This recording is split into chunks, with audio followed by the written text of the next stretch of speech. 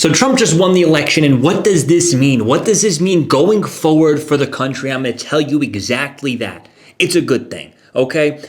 I want to bring things back a little bit to the last election before we talk about what the future holds for us. So basically, in the last election, obviously, we all know Biden won by however many millions of votes. We knew that that was an outlier election. There was COVID going on, mass mail-in ballots. Nobody had anything to do, so turnout was really high. A lot of sketchy stuff also going on in relation to that election.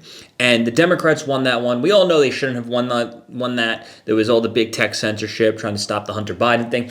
I can go on until I'm blue in the face about that. But what I said when Biden, won that election, I said this was actually a good thing for the country. And people watching me, they couldn't fathom that I could say such a thing or want to agree with that. And I said, if we can get out of this, if we can make it these 4 years, which we will, the doomers in the comments were like, if we're not all dead. And honestly, can't say the same for the unrest going on in the world when it comes to, what's going on in Israel and Palestine and Ukraine and Russia and also what happened in Afghanistan. I mean, not many people, not everybody can say they made it through the Biden administration in one piece.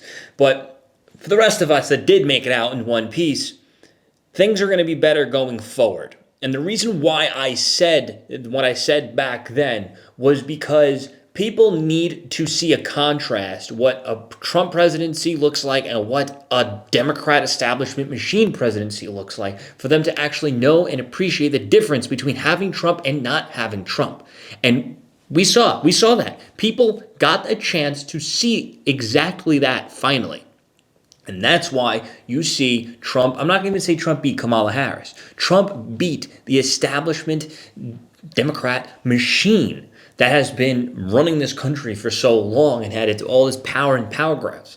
And they lost so much power, they're just exponentially losing even more power because the big people over in the big tech world and the big business world know that Trump is now the popular president. They know that they're going to have to, the culture is changing. The country has changed. Woke is no longer the popular thing. Woke, fangul, barely exists anymore. I mean, it exists for us to laugh at now. And we're going to see even more shifts happening now in bigger business. Hopefully we see a shift in companies like Disney, even though I don't care about Disney, probably never will care about Disney, but they still have some type of cultural impact considering the programming they're putting out. We're obviously saw a big shift when it came to Facebook. Mark Zuckerberg basically endorsed Trump by not really endorsing him, but just by saying it was pretty badass when he did the fight thing. Jeff Bezos ended up congratulating Trump, and obviously we know Jeff Bezos' newspaper came out and did not endorse anybody, which is basically an endorsement of Trump. Elon Musk came around. I'm sure there's a bunch of other power figures in play. I'm pretty sure Tim Cook was cozying up to Trump a little bit because Trump was talking very highly about Tim Cook over at Apple. So these big, they know who's going to win. When you got that access to that much data, you know who's going to win. So you shift. And these people are very big, powerful power players. And now they are joining the right side of history. I'm hoping maybe they always wanted to join the right side of history. But maybe companies like BlackRock and the evil big businesses up there, or with George Soros, maybe they had too much control over things. Maybe they were just too afraid of the massive woke outrage. Maybe they're just afraid of certain things, and that's why, who knows? Maybe I'm giving them too much benefit of the doubt. But regardless, they're mostly coming around now to the Trump train, which means that things are just going to be better culturally, more positive direction things are going to be going. We are the popular culture. The counterculture now has become the popular culture. I mean, Trump won the freaking popular vote. That's completely unheard of. It's almost unimaginable. How can you go from losing by however many millions of votes last election to now winning the popular vote?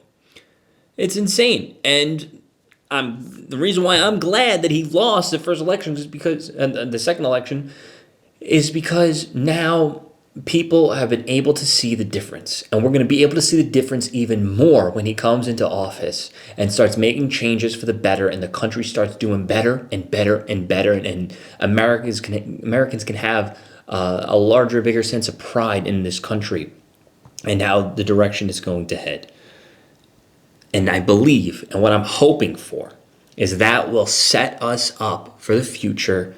After Trump, the whole MAGA movement will stay alive, and it'll be look how great things were when MAGA was running the country. Like, it's not even just Trump anymore; it's MAGA. He's getting in there with Elon Musk. I would say Tulsi Gabbard, but I don't know if she updated her policies. She had a bunch of socialist policies last time I checked. But we got Vivek, you got JD Vance, you got RFK. And what I'm hoping for the future is Vance literally starts campaigning for president tomorrow and just kind of tries to ride that MAGA wave and sit on the accomplishments of the Trump-Vance administration. Like, that's what he's going to do. And I'm hoping what we're probably going to end up seeing is someone like Vivek being his running mate. And I think them two will be an absolute power duo. Young guys know how to talk, can explain things, articulate things, debate super well, super personal, able to go out on the podcast. Mark Cuban said, the mainstream media is now right-wingers and podcasts and stuff like that. And he's probably also referring to like companies like the Daily Wire. I get what he was saying in terms of what gets the views, what's actually influential. And that is true. Shows like Joe Rogan, the thousands of other shows like this, Tim Pool, what you name it, all those types of things, alternative media, like the Daily Wire, just said it again. That is basically the mainstream media now. That is what has the influence, because what we've seen is that the traditional mainstream media completely lost. This was a battle of basically us versus them, and we won. Stupid freaking shows in a room collectively have more influence than CNN. People with their phones on TikTok, more influence than MSNBC, and the list goes on. You can't stop. The culture is like a barreling train, and you can't stop it. It's just the direction it's going, and the mainstream media, I guess we'll call them lamestream media now. They're not even mainstream anymore. Like a Joe Rogan endorsement was probably worth more than all of those lamestream media outlets combined, and they have a very dwindling user base. It's just the same old people that's watching it, and then you got college kids that are coming in, and they get brainwashed pretty easily, but when you deal with college kids, most of the time they do come out the other end jumping on the Trump train. You don't really convert to being a Democrat. So it shows here Trump gained votes. So Harris won the college-educated vote, but Trump gained young and Latino voters. Here is the breakdown. So formerly president, whatever. Let's see where the numbers are. That's the only important thing. So Harris won Latino voters by 6 points, a steep drop from Biden's 33% edge in 2020 and Clinton's 38%. So the party of racism is now gaining in those minority demographics that the Democrats clearly needed and based their whole entire policies and narratives off of. Like, we're going to see a huge shift in the Democrat Party. And maybe they can't because they actually don't have any leader in that Democrat Party. There's no leader. Who's their rallying force behind to usher in a new wave? And honestly, I don't think they'll ever get one, because if you're going to spend $1 billion+ on a campaign, probably billions, why wouldn't you spend that money building someone who can be that leader? The last one they had was Obama, and he's freaking irrelevant right now. He's begging black voters to come out and vote for Kamala.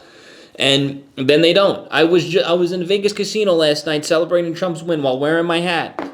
2 black dudes that worked there, separate from each other, both came up to me and asked me if Trump won, and then dabbed me up after I told them and said, yeah, we can't have no woman president. They're too emotional. That's what their demographic that they're trying to go after thinks about them.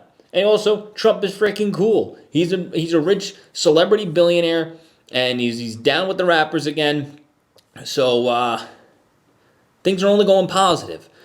But what we need to look forward to now in the future is keeping this momentum alive, because the most difficult hurdle that we're going to face, and if we can acknowledge it now, it can help us going forward into the future. The most difficult hurdle that we're going to experience is can we get people to get out and vote for the party if Trump's not on the ticket. Now, obviously, we know Trump's going to be heavily campaigning with the person, hoping it could be Vance. Trump's going to be heavily campaigning with them, making sure, I guess, to pass over that mantle. Heck, maybe it's Donald Trump Jr. Maybe it's Vance and Jr. on there, or Jr. and Vance. Who knows? But either way, I think if MAGA and Trump and all of them and that crew consolidates, I guess, power amongst the group instead of just amongst Trump, and by power I mean influence. If the influence is within the group itself, it's people like us. We're basically voting for the group. We're not voting for the individual. And I think that was a very smart thing that we saw Trump do this time around in this campaign that we did not see done in the prior elections. He's got his crew, his solid base of a crew that's basically, this is the new Republican Party. This is the magnet of the Republican Party. So any one of them could potentially then be interchangeable when it comes to elections and whatnot. So looking very positive for the future. I'm pretty excited. Thank you for watching. Peace out.